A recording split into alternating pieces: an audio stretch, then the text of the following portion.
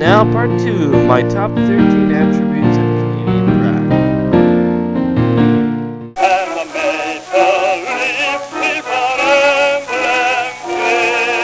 Number 7.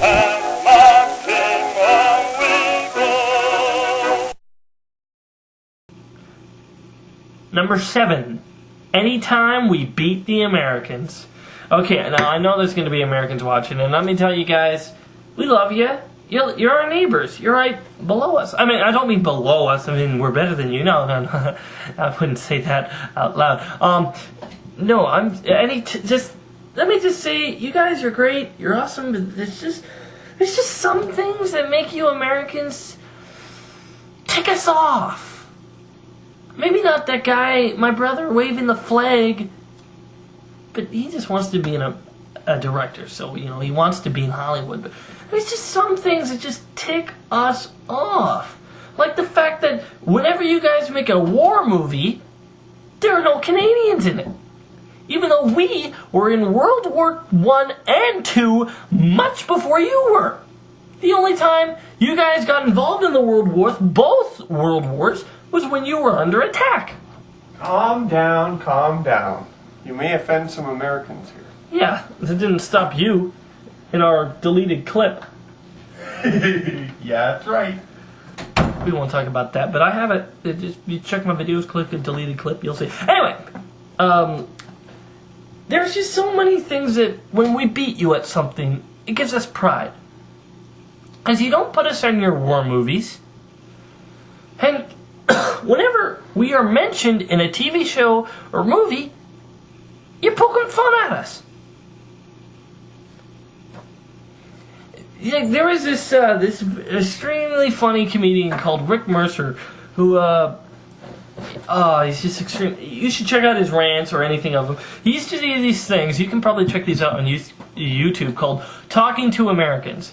You guys probably wouldn't find it funny, but all Canadians find Rick Mercer and his Talking to Americans funny because he asks American questions that all Canadians know are totally bogus, but you Americans think that he's serious, and it's just kind of funny. I won't go into any more, but let me just say, it feels good when we beat you, especially when we kicked your butt in the War of 1812. That's right, you tried to come up here, we beat you right back down. Of course, we're probably using the same weapons from that time, since our army kind of sucks. But hey, you're our neighbors, but you're like the neighbors that kind of ticks us off every now and then. So that's number 7. Number 6.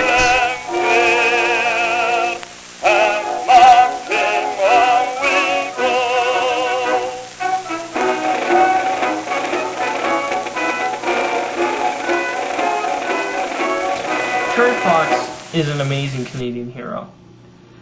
Terry Fox was a man who, he was a basketball player. He was really good at it, and but he had cancer in his leg, and they had to amputate it, and so he had only one leg, and he decided he was going to raise money for cancer. So what he decided to do was to run from one end of Canada to the other. Now, we have the second largest country in the world, and he was going to run on one leg from one end of it to the other. And it was all to raise money for cancer. And he brought so much money to cancer, and he had so much thing, and unfortunately the cancer came back halfway through his run, and he was never able to finish, and he died along the way. Terry Fox has a statue of himself in his hometown or in Ottawa somewhere, I think. And he's just an amazing Canadian hero. Inspired so many people, and there is a movie on this. It's not really that well known, but it is a really good interpretation of it. You can just check it out or check out a documentary on Terry Fox on YouTube. I'm sure there is one. He's just an amazing Canadian hero, and inspires us all to know that the only obstacles that are in our way are the ones that we put on ourselves. So yeah, Terry Fox gets number 6. Number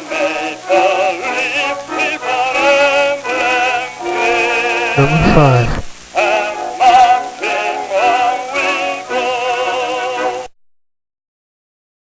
Number 5, Our Land. Canada is, as I said, the second biggest country in the world.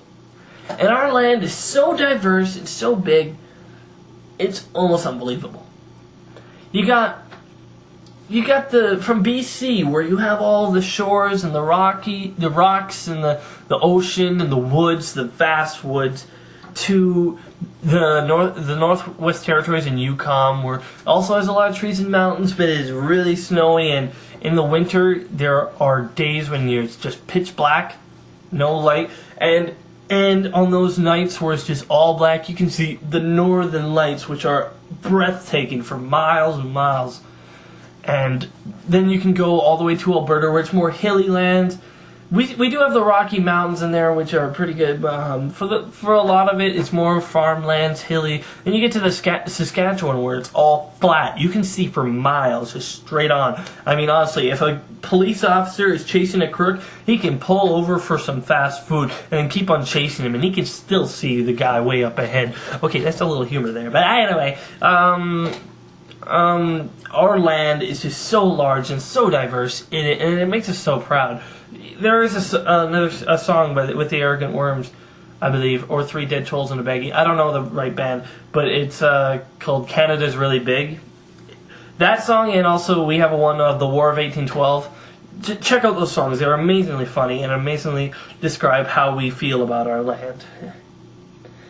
I mean, it is so diverse and so odd, just like we are. So yeah, our land goes to number 5. Number 4.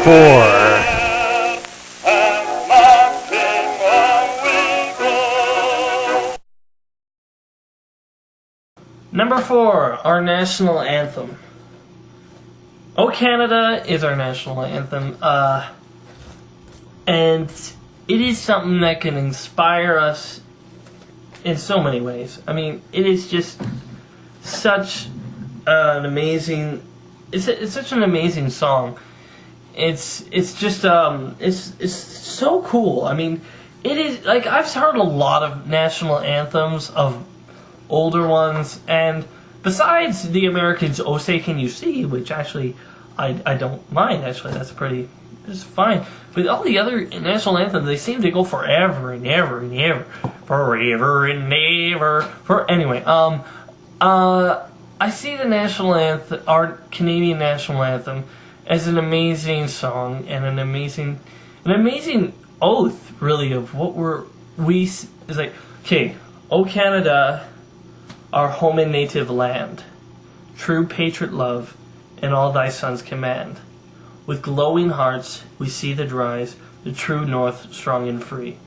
From far and wide, O Canada, we stand on guard for thee. God keep our land, glorious and free.